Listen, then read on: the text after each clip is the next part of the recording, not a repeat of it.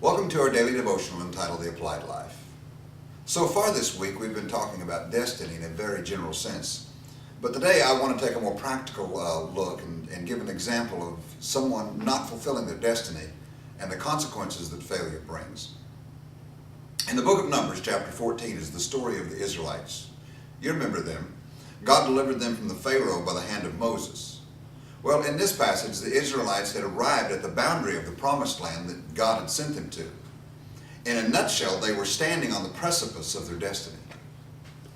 Moses had sent 12 spies to take a look at the land to help them find the best way to capture the land God had promised. 10 of the spies came back with horrible, horrible reports. There are giants in the land. We look like grasshoppers compared to them. And in effect, they scared the Israelites.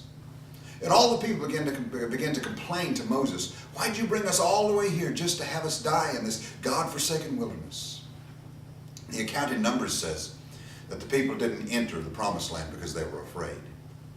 But the writer of Hebrews says they didn't enter in because of unbelief, which both are interchangeable terms.